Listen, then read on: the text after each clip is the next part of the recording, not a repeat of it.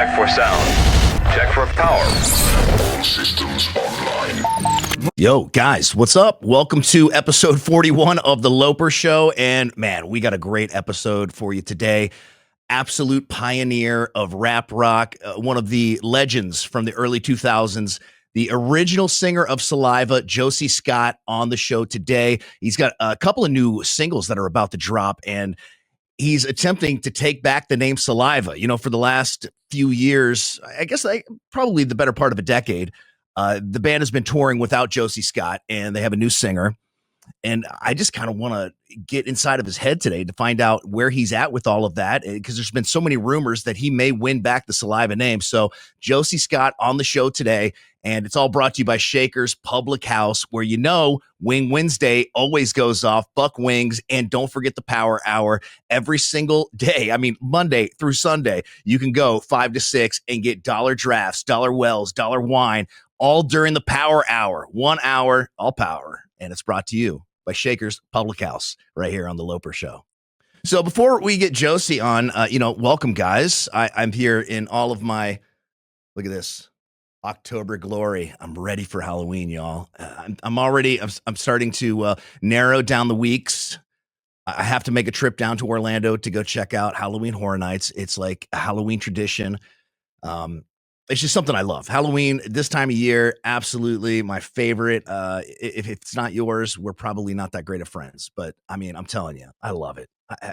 I wanted to have 31 awesome like Halloween shirts, but I'm probably about 15 short right now. So I got to hurry up and get this show done so I can get back to online shopping, guys. Let me run down some news that's happening in the world of rock right now. Ghost. If Ghost did not come to your city on the last tour, good news, because they just announced a bunch of new tour dates. I know all of our listeners in Columbus, Ohio will be super happy to know that Ghost is coming. If you're a fan of Guns N' Roses, like I am, I love Guns N' Roses, and I would love to hear new Guns N' Roses music. For whatever reason or the other, that's probably not going to happen. I mean, I have my suspicions. It kind of seems like, for the last 10 years, these guys were able to get it together, get back on the road, and actually get along, right? And I mean, I've seen them, 3 times since they've gotten back together. And every single time, I mean, just absolute killer shows. But it kind of leaves you thirsty for new music. And I think that creative process is what breaks up a lot of bands. I think it's cool, like when you're on the road and you're out playing the songs that you've already written and all of that. It takes a creativity to put together an act on the road, but not the kind of creativity it takes in the studio and all the opinions and everybody agreeing and, well, more importantly, disagreeing. That's what I think keeps Guns N' Roses from making new music. I just think going back in the studio could derail the entire machine. And why would you do that when they're out doing huge business on the road right now? But there is something cool for GNR fans. Axl Rose is going to have a brand new graphic novel, aka a comic book, and it's called Appetite for Destruction. If you're a fan of graphic novels, it looks pretty cool. So it's going to go by the classic album Appetite for Destruction, and each song is sort of going to have its own chapter in the book. So if you are a fan, that might be something that you go down to the local comic book store and go check out. My local comic book store back in West Palm was Past, Present, and Future Comics. I used to love to go in and talk to the comic book guys just for endless hours, pick their brains. Like the same thing like at the music store I went to. Like back in the day, before the internet, guys, you could actually go in and have conversations with people. And especially the guy that worked at the music shop, like the record store that I would go to. It was like he was Google back in those days. I mean, you could say like any band from like Screeching Weasel to the Descendants to, you name it, the Ramones. He would know everything about every band. And the comic book guys were the same. I mean, you're like, dude, what if like Silver Surfer ever hooked up with Captain America? He'd be like, well, who you did? Well, they did, and Marvel Universe, and just reel off exactly the issue and everything, man. Avenged Sevenfold has regretfully, in their words, postponed their South American tour. Luckily, we got to see them earlier in the year here at Sonic Temple, but yeah, I guess M Shadow's still having vocal difficulties. And you see that with a lot of singers, man, whether it's polyps or what have you. There's a lot of issues that singers go through, and it's just like any other instrument, man. You got to take care of it, and you got to make sure you're tip top. So M Shadows stepping back, and they were kind of sidelined for the better part of 5-6 years. So sort of a back step for those guys. Feel bad for them, but they'll be back out. A big get well to M Shadows. Also, if you are looking for some new music, Judas Priest has dropped a new duet with Ozzy. I'm trying to figure out if the Ozzy track is lifted from old vocals or if this is new vocals. Either way, the song War Pigs completely reimagined by Judas Priest and Ozzy on the track. If you haven't heard it, definitely go check it out right now. Hear that? That's not just any siren. It's the sound of Wing Wednesday at Shaker's Public House. Every Wednesday, when the siren hits, the dollar wings drop. All day, no limits, just flavor. And don't miss Power Hour every single day from 5 to 6 p.m. Drafts, domestic beers, well liquor, and wine, just $1. When the siren sounds, you know where to go. Shaker's Public House, where happy hour hits hard and the wings hit harder.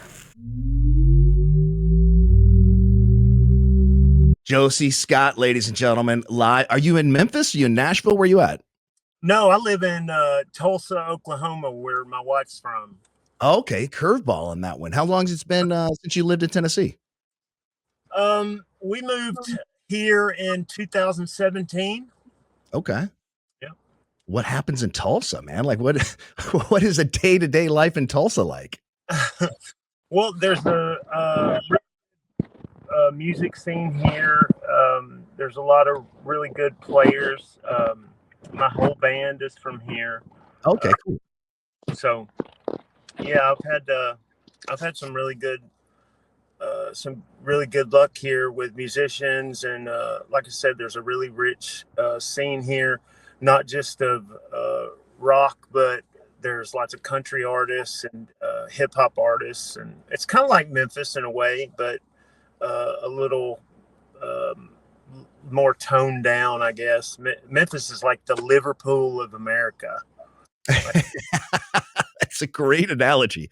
Yeah, I've been down in Nashville for the last couple of years, and I live just off of Broadway, and I just kind of like dove right in. And man, you talk about just such a rich music scene and just expanding your musical palette on almost like a nightly basis. It's really cool. I love it down there. 100%.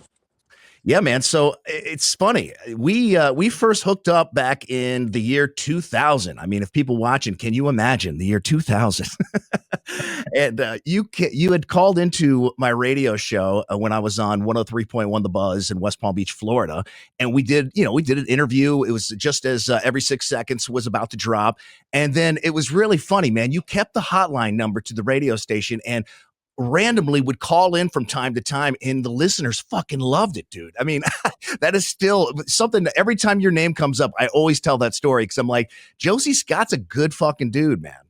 Man, that's one of my favorite parts of being involved with radio, and having friends that do podcasts and whatnot is just randomly calling them up and making friends and developing relationships with them, because people think that the music industry is this vast ocean of people, but it's really a pretty small world. Yeah, and we like it like that. We like that we get to develop these relationships and become close friends and lean on each other, because it's not the easiest job, but it's a great job. Yeah, I always say it beats working, It's my daddy would say it's better than kicking a shovel. Yeah, man. Hell yeah, for sure. Dude, I was just saying, before we get, I want to talk about so many things today, especially the new music that I heard over the last 2 days from Scatterbrains. But as I was thinking back on the days that when you would call the studio, it kind of hit me, man. Is Every 6 Seconds 25 years old now? Isn't that crazy? That is so wild, man. Yeah, man. in my opinion, such a classic record, man. It's just a classic, quintessential early 2000s new metal record, and I'm just couldn't be more proud of that record. I'm proud of all the Saliva records that I was involved in, and you know, each one of them has a special place in my heart. Each one of them I love for a different reason, because I truly write songs from my heart, and it's about whatever is happening to me or going on in my life at that time, and I just try to have it fit the human condition of what is going on in everybody's life. Like Dave Grohl says, it means a million different things to a million different people.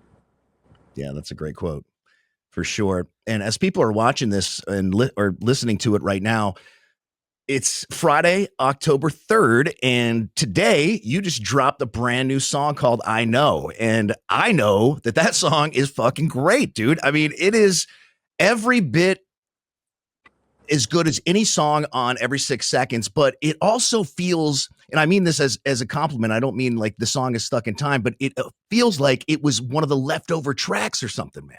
Yeah. Well, we changed the title right before we released it to Who, just Who, question mark. Oh, Who? Okay. And so, yeah, we're dropping that single out at midnight tonight. And, you know, hopefully, you know, people find something to latch on to with that song. My friends that I've played it for says, man, it feels like you picked up right where you left off, you know. That's exactly how I felt. I'm like, didn't lose a step, just out there, you know. It just sounded like something that it was like an old friend calling. That's the best way I can describe it. It's like I picked up the phone and an old friend was there, and I was like, holy shit. Because after the second listen, I'm like, I already love this song. I'm like, this song is a banger. I love it. You are so kind. Thank you so much, Jeremy. That means the world to me, that you identify with it like that. And I hope the rest of the world feels the same way, because I plan on making lots more where that came from. Yeah. So I also heard I'll Make You Famous. Uh-huh. And I am extremely excited to see how the world reacts to that, because in the wake of Limp Bizkit is kind of resurging, getting a #1 track out of what's their new one? I Slept with Morgan Wallen. Yeah. Yeah, right. Making Love to Morgan Wallen. That's what it is. Right. I mean, that song just came out of nowhere, and that was their first #1 since Rearranged. I couldn't believe that when I was reading it. I was like, that's insane when you think about it. But yeah. I kind of feel the same way for I'll Make You Famous, man. And I'm going to ask you the tough question right now. What is behind each of these songs, from question mark Who and I'll Make You Famous? Well, it's you know, it's my response to certain people that wanted to put out a diss track towards me. I'm just simply responding in kind to them, or him, as it were. It's really not anything to do with his band. It's more about Bobby, the guy that is the singer for Saliva now. He put out a diss track about me, and so I just responded in kind. Now he's trying to backpedal and say it wasn't a diss track, but yeah, well, it's too late, because I feel like you took whatever that energy was and turned it into magic, man. And you've been in the studio with Scatterbrains, who is a great friend of mine, producer out of Nashville, did stuff with Jelly and Struggle and a ton of other really talented artists. But the work that you guys are doing together is like next level, man. Yeah, man. DJ Scatterbrains has become a really dear friend of mine. I met him when I was doing a track with Struggle Jennings there in Nashville, and we just kind of hit it off and became like best friends, and we talk every day, and he just always told me, he's like, man, you know, if you ever want to come to Nashville and just stay at my house, and we'll record some songs, and you can get that material out, because I'm not a technology guy. I'm not the most technical of guys. And, I enjoy writing songs, but I have nothing to do with recording them or the art of recording them. And that's his field of expertise. And after we hit it off and became such good friends, he was like, you should come stay with me in Nashville so you can purge all this material that you've been writing. Because I don't think as songwriters we have a choice in the matter. It's something that's not, like Elvis said, it's not from us necessarily, it's through us. It's just from that antenna being pointed up at the universe, and the universe downloads it into your brain. And I think it was Nikki Sixx that said, if you don't write it in 5 minutes, then it's not any good anyway. So all the best songs, in my opinion, that I've ever written, like Click Click Boom or Always, have been something that I wrote within 5-10 minutes. The main lyric and chorus, or hook, if you will, came out all in one piece. Like when I wrote the chorus to Click Click Boom, I was like, click click boom, I'm coming down on the stereo, hit me on the radio. Click click boom, I'm coming down with the new style, and it's buck wild. Like, that was all one piece, as fast as I could write. No way. That's crazy. Yeah, and Always was the same way. I was like, always, always, I just can't live without you. I love you, I hate you, I can't get around you. I breathe you, I taste you, I can't live without you. I just can't take anymore this life of solitude. It's just all in one piece, as fast as I could write. Man, I didn't want you to stop. I was like, we're getting our own concert right now. It's a private concert. I'm like, this is amazing. I wish there was a show tonight that I was going to. That's all I could think about as you're singing that. So let me ask you this, man. This has got to be really tough, but as you made a very tough decision, and I remember we were at a festival, and I don't remember where it was, but it was right before you left Saliva, and I did an interview with you, and you just seemed like you were just done with the road. I mean, it just seemed like, it was kind of having its effect on you. And was that ultimately the reason you kind of stepped out of the limelight from Saliva at the time? Well, yeah, it had just like all bands, we, sort of hit this peak together with each other, and things were just so insane out there. And we were going from album cycle to album cycle, which at first is every dream you've ever had come true. But once you throw inexperience with fame and money and drugs and alcohol into that mix, things really get crazy. And at first you're having a great time, you're all partying, and you're all tighter than ever, and you're brothers, and and you're, like Shakespeare says, once more into the breach, dear friends. You're just a band of brothers together. And then you sort of find out everybody's peccadillos on the road, and things can become strained. And like I said, once you throw drugs and alcohol into that situation, you can really become toxic towards each other. Me and Wayne Sweeney used to call each other the other toxic twin. That's awesome. I had just had my first daughter in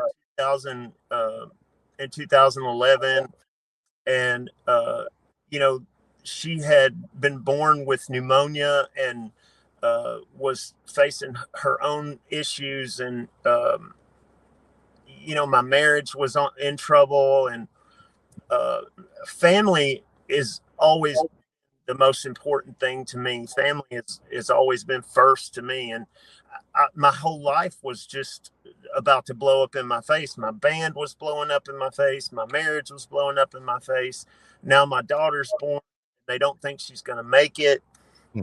She's 14 and a basketball star now, by the way. So no sad ending to that story. But I just had to step away, man. I had to make some hard choices, and I had to, once I weighed everything in the balance, I had to make the decision to save my marriage and my children, being a father to my children. Because if I had stayed out there, if I had pressed on, I was going to die, Jeremy. I was going to die. It was just a matter of the clock at that point. And, you know, I had, you know, I didn't have a horrible problem like crack or heroin or anything like that. But we were just out there. We were doing a lot of party favors, a lot of. I remember those days. Yes, sir. Yes, Yeah, sir. and we just did. None of us knew how to leave the party. Yeah. You know what I mean? And me especially, being sort of the tip of the spear. You know, when you're the singer, you got to be in bed by 10 o'clock. You got to be up, you know, bright-eyed and bushy-tailed, ready to do press and ready to hit the ground running. You got to take care of your voice. You got to take care of your body. And I was just neglecting all those things. You know, I was neglecting my voice. I had put on a bunch of weight. I was just in a really dark place. My mental health was gone. I was going to this psychiatrist at the time, and he was like a snake oil salesman that had me on all these antidepressants that I had no business being on. Yeah. Later on, when I educated myself about these powerful medications that he had me on, I was like, I got to throw all this stuff in the freaking toilet and flush it and get off all this crap. So when I made the decision to leave the band, it was simply to save myself, because I wanted my wife to have a husband and I wanted my children to have a father. Yeah. Because like I said, Jeremy, if I hadn't left when I did, I would have been dead. And that's tough, man. I mean, that's a tough decision. I mean, a band that you literally like firsthand created. I mean, I know that you named the band. I know that the band for most part was you and Wayne, really. I mean, you know, there was other guys that came through, but today, the guys that are touring under the name Saliva, under that umbrella, claim that, unfortunately, after Wayne's death, you know, rest in peace, they were, quote unquote, willed the band almost. Is that accurate? Rumor. There's been no document presented that says that's a fact. Yeah. You know, even if it were true, we were a 5-part entity. You know, our company was early on was called Five Superstars, and we all signed an agreement. And in that agreement was a last man standing clause, which meant the last man, were any of us ever to leave the band, the last man standing would still be able to use the name and tour and do his thing. And I never had a problem with Wayne Sweeney having the name and using the name or anything like that. My problem was, you know, after he passed away, God rest his soul, I was told that Bobby was going to retire and, you know, go back to Jacksonville and sort of do his thing. And, you know, since I was out there, because I was going to go do my own thing and do the Shade Violent band, and I was going to go do my own thing. But once I had heard that he was going to, you know, retire and everything, I was, of course, going to pick up the Saliva flag and keep running, because I was back out there doing new material anyway. So I might as well, you know, go back to doing the Saliva thing. And then the next thing you know, for all intents and purposes, I had heard, you know, while Wayne was still with us, Bobby seemed like he was supportive of my career. He, you know, he was all for it. And then once Wayne passes away, I get a cease and desist from him saying, I can't use the name, can't say the name, can't have the name on a poster, can't say that I'm they said they had the audacity to tell me that I couldn't even refer to myself as the former lead singer of Saliva. I'm like, who in the hell? That's crazy. Do you guys think you are, man? And anyway, but you know, nobody wins in those situations but the lawyers. That's true. I'm just I just want to play music, man. I just want to get out there and play music for the fans, and hopefully they're receptive to that. Hopefully they're receptive to this new music that I'm about to put out at midnight tonight, and um, we'll just take it as it comes. Take it as it comes along. But would I like to have access to the name and have the name back? Of course I would, because it's my baby. It's like you said, it's I named that band in 1996, and it's very special to me. What is happening with it now has nothing to do with the original vision and the original art that Saliva was and is. And they still play those songs on the radio that we did with the 5 original members, so it's got to mean something to somebody, and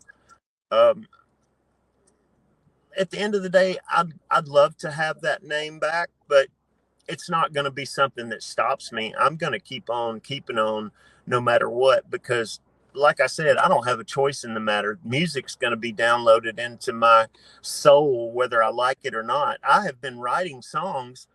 Matter of fact, the very week I left the band, when I went home and flushed all that medication, and I was going through the throes of being off of all that crazy medication.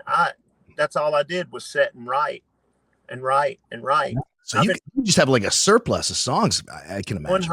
100%. Yeah, I've got notebooks full of songs since back in 2011 and 12, as far back as 11 and 12, that I've continued to write.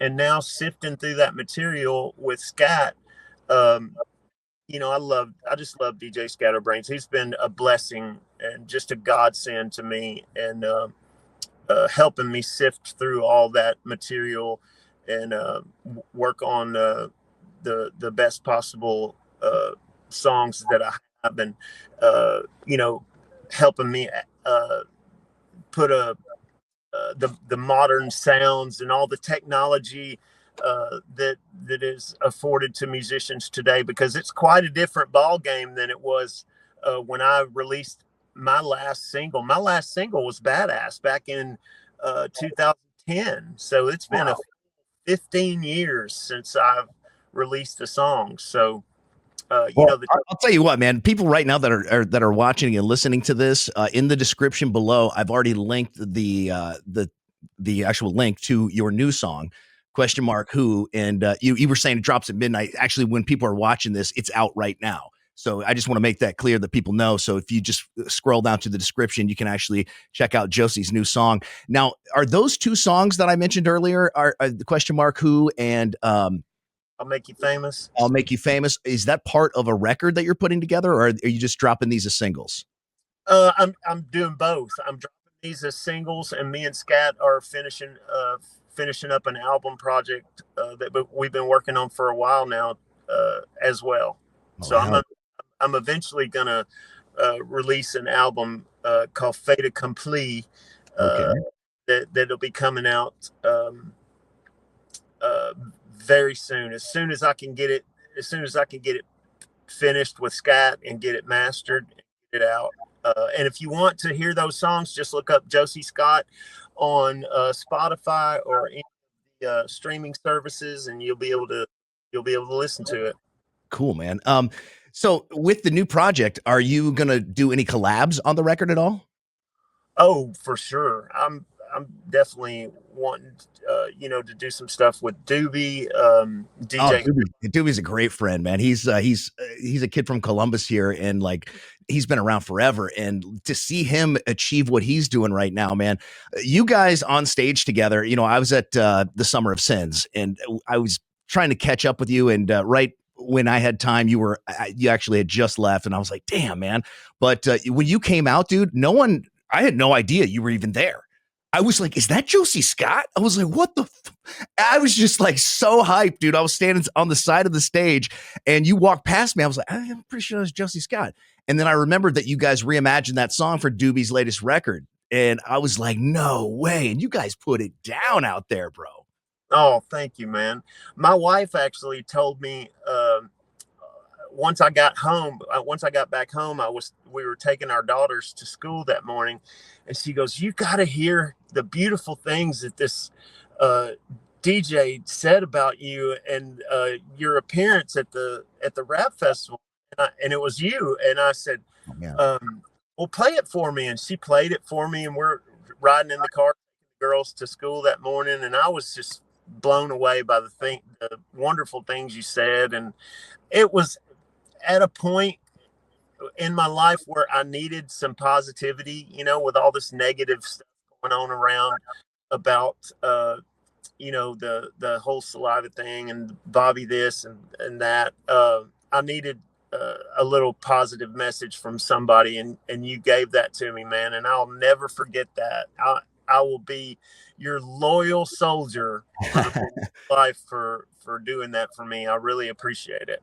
Well, man, that's how I felt when you would call into the radio show back in the early 2000s all the time, man. I thought like, man, because at that time you guys were so big. I mean, like literally one of the biggest bands we played on the radio station, and you were just so humble. You just call in, you'd be like, "What's up? It's Josie," and we just go on the air and just, the listeners, like I said, just absolutely ate that up. So I never forgot that, man. So yeah, it's my pleasure to speak the way that I truly felt. And in those moments, like, when I first heard Every 6 Seconds, like I was like, this speaks to me, man. And these guys are going to be huge.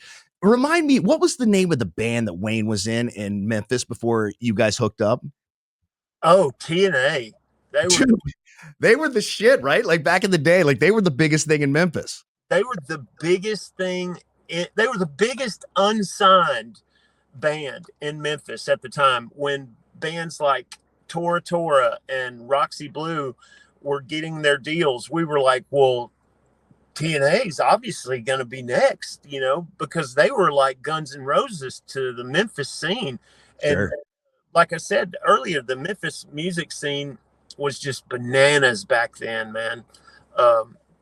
And Wayne was already by far and away the best guitar player in Memphis, hands down, no doubt. He was already a legend, by the time I got my little grobbets on him, because he had been on my wish list, dude, for years. I used to sneak into bars. I had a little fake ID that because when I was 15, I could grow this little goatee and mustache that I've got, and I looked like I was 22 years old right out of the gate. So bouncers had no problem just motioning me on in when I would sneak into these bars. Thank God. And I would always go see Wayne Sweeney play. I went and seen him play with TNA. I went and seen him play with another band he had put together called Sugar Ditch with Todd Poole, the singer for Roxy Blue, which was actually the band that I kind of stole him out of to form Saliva. He was in Sugar Ditch when I sort of snaked him out of that band to be in Saliva. He was recording at Ardent Studios there in Memphis, and I just went and begged on bended knee like a desperate boyfriend. I got down on my knees, begged him, please come do this project with me. I know that you are a star, and I want you to do this with me, because I don't want to just be hometown heroes for the rest of our lives. I want to go for the brass ring. You know what I mean? And he was like, let's do it. He was all in from Jump Street. That's sick, man. I mean, what was the first show that you guys played as Saliva outside of Memphis? Oh, wow. I think it was, we entered this thing like a month after we'd been together. There was this Grammy showcase deal that was going on there in Memphis, and you could enter your songs into this Grammy sponsored showcase. And if you won the one in your town, you could go on to the regionals, and the regionals were in Austin, Texas. And we had to go up against a band from Atlanta and a band from Texas, which was Stevie Ray Vaughan's nephew. Oh, so right. I told the guys, I was like, we're about to get slaughtered because we're in Austin, Texas. This is Stevie Ray Vaughan's little nephew. There's no way we're getting out of here alive. And somehow we just killed that night. We really kicked ass, and we ended up winning there too. And that was one of the first shows was in Austin, Texas that we played outside of Memphis. And then we went on to New York City. The prize of winning the regionals was you got to go on to New York City and play in the finals. And you got to go to the Grammys, which was unreal. So we got to go to the Grammys and it was crazy. And you guys ended up winning that? No, we came in second place at the show in New York. A ska band called Save Ferris. Yeah, Save Monique Powell. Yeah. Save Ferris. Yes. They were the band that won that ultimately. And little fun fact is the band from Atlanta that played in the regionals with us is the guy that's in the singer for Alice in Chains now. Oh, that's wild, man. Isn't that crazy? Yeah. Did you write a song about Lane Staley? I did. Yeah. What song? What was that? It's on Back Into Your System. It's called Famous Monsters. Okay. Yeah, when you said Alice in Chains, it just popped into my head all of a sudden. Man, this is what a fun conversation, man. And you know where we were? We were talking about your collabs, and you mentioned Doobie, and then I kind of sidetracked things. So like Doobie, and who else would you love to collab with? Man, I've always wanted to do something with Struggle Jennings. Obviously, I love. I always wanted to do something with Jelly. I would love to hear that stuff. I would love to do something with Breaking Benjamin. I'd love to do something with 3 Days Grace. A Day to Remember, Memphis Mayfire. These are all my favorite bands at this time. And I love Falling in Reverse, man. Ronnie Radke is one of my heroes. I love that kid, man. He's amazing. So you talk about somebody who's just a riot online and then just absolute fire on the stage. They were here for Incarceration, the Danny Wimmer Festival at the prison in just north of Columbus, Mansfield, Ohio. And dude, I mean, I've seen them a bunch, but this tour is something else with those guys, man. It's like he's back for it and he's coming for the jugular. Yeah, he's my one of my biggest inspirations, just to watch that guy and how he has just been so fiercely competitive, and just every day, all day, he is laser focused on dismantling who he feels are his opponents. It's just something to be admired. It reminds me a lot of myself at his age. It's just a pleasure and inspiration to watch a guy like him, and he deserves all the success that he's enjoying at this time. I think he's incredible. So with Halloween upon us, what's Josey Scott's favorite scary movie of all time or horror flick? Wow, that's a great question. I'd have to say the godfather of horror is obviously The Exorcist for me. That's I don't think it ever gets any better or worse than that. What do you think about the Terrifier movies? I haven't seen any of those. I've always been more of a psychological horror type guy. Like, I love stuff like Silence of the Lambs and Red Dragon and stuff like that. Stuff that makes you think, and stuff that could really happen. Really freaks me out. It'll make me, dude. I've been sleeping with the light on since I was 5 years old. was a movie. I was telling my friend about this the other day. There was I'm a child of the 70s, so there was we had, as you probably remember, they had these things back in the day called made for TV movies. Oh yeah, yeah. And the Thursday night movie on ABC one night was Linda Blair had just done The Exorcist, and you know how a huge star back then would always end up doing a made for TV movie. So she did this movie called Stranger in Our House. Okay. Which was basically, the plot was her cousin comes to stay for the summer, and she's coming on like to do this work release type thing where she's going to come work and be a student and live with her cousin. Well, turns out she's a witch, and she like seduces her cousin's father and tries to kill her cousin's mother, and she has these eyes, which later on in life I would find out were the glow in the dark contacts. But in the 70s, we didn't know what the hell that was. She just looked like a force to me. Right. I remember seeing that as a 5-year-old kid, and that was it. I slept with the light on for the rest of That's so funny. I slept with the light on, Dad. Like Tom Bodette, man, you got to leave the light on for him, you know?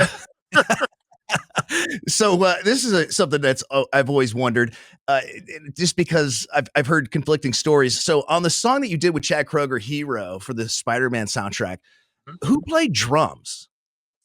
In the studio, the great and powerful Matt Cameron played drums.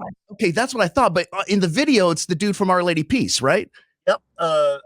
We were about to shoot the video after we recorded the song, and Matt's wife went into labor, and he had to go for his child to be born.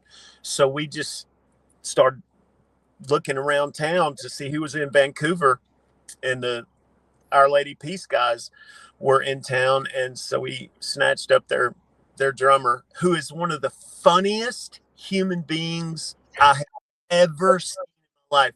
Like, should have been, like, he missed his calling. He should, no, he's a famous drummer. He should have been a famous comedian, dude. He's one of the funniest musicians / comedians I've ever seen, besides Dave Matthews. Now, Dave Matthews is also one of the funniest. Like, I did a collab with him one time, and he had me laughing in the studio so hard, bro, that I had to beg him to stop because I wasn't getting any work done. Like, I was on the floor in a fetal position with tears running down my face because Dave Matthews was so funny. He did this Michael Jackson imitation, and I was dying, bro. That's awesome. Yeah, I used to always clown on him until I was lucky enough one time when I was working at the Buzz in West Palm. The program director, John, he goes, "Hey, do you want these tickets to Dave Matthews? They're front row." Some record guy gave them to me, and I was like, "All right." So I took this chick, and we went front row to Dave Matthews, and I was like, shame on me. I mean, because that dude, like, when they're in front of you, Boyd Tinsley, the whole band is just, I mean, they're all just incredible musicians. Incredible, yeah, just incredible musicians. Well, and you know, he's a self-made man because he was playing colleges, you know, back in the 90s and doing his own thing. And by the time his record label came along, they basically wrote him a blank check. Wow. So, and then, you know, with him working with Sandler doing, you know, he's in Sandler's troupe of actors. He's been in a couple of Sandler movies, and I was not surprised at all when I saw him in a few Sandler movies, because I was like, yep, that makes sense, because he's one of the funniest human beings I've ever seen in my life. That's awesome, man. Dude, I want to wish you all the luck in the world, man, you know, and an incredible thank you over the years, you know, from, you know, back at the Buzz for, you know, you played several Buzz bake sales for us, and, you know, Saliva always put it down. You were always up there on 10 and just the nicest guy. And dude, I cannot wait to hear the record, man. And like, I'm so anxious now to see who you do collab with after, giving a laundry list of just absolute, it's like a murderer's row of people that I would love to all hear on a record together.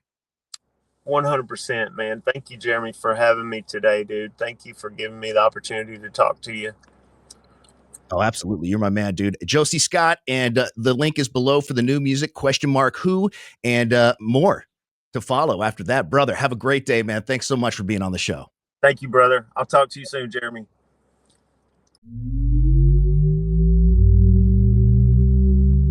Hey, big thanks to Josey Scott for being on the show today, and his brand new song, I Know, is out right now. I'm going to link it in the description below so you can go ahead and download that, listen to it. However you consume music, the link will be down below, and I wish him a lot of luck with this next record. I've heard the follow-up single as well, and it is, like we talked about in the interview, it's a banger. So definitely follow Josey and make sure that you're up on all of his latest releases.